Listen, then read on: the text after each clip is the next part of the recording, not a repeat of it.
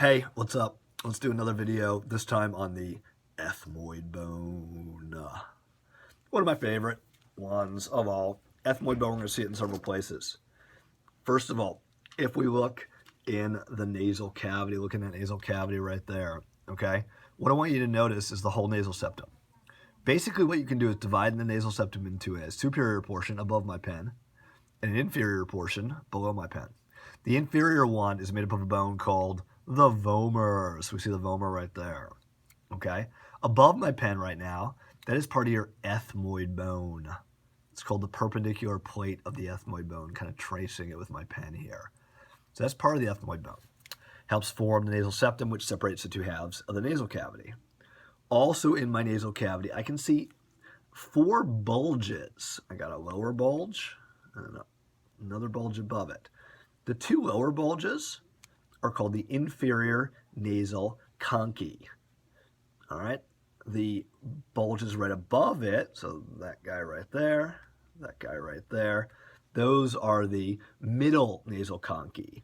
So I can easily see the inferior and the middle ones here. I don't see the superior. Okay, the inferior nasal conchae are bones unto themselves, 2 separate bones. They don't belong to the ethmoid bone. The superior and middle nasal conchae, remember I can see the middle nasal conchae. There's one concha right there, okay? I can see them. I can't see the superior just because they're too high and too small. Those 4, the 2 superior and the 2 middle, belong to the ethmoid bone. You're probably wondering, why do we have conchae? Well, we've got these projections to enlarge the surface area that we are going to have on this, in this nasal cavity. Bigger surface area means we can have a bigger mucus secreting epithelium. We can have more surface area for doing all the things we want to do to inspired air, like warm it up, heat it up, and hydrate it.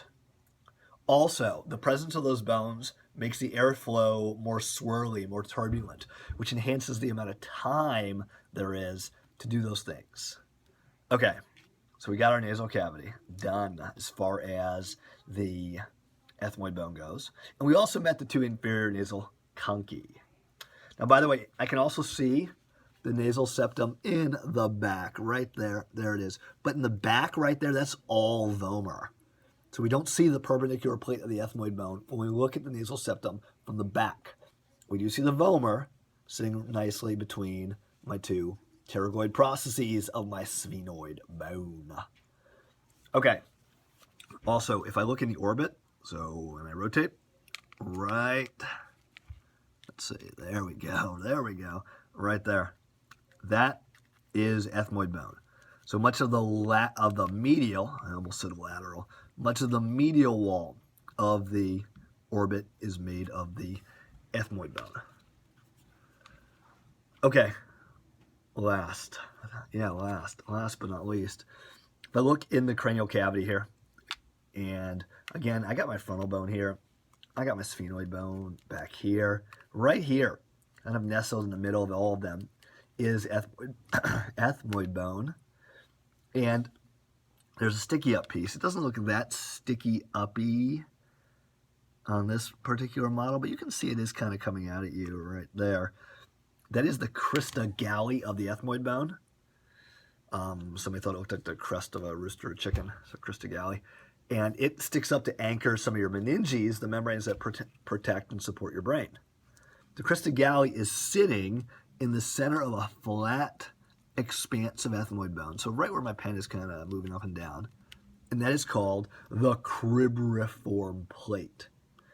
The word cribriform means it's got holes in it. And in fact, if I had a real skull and not a fake skull, I would see those holes. I don't see the holes here. I don't see them. I'd love to, but I don't.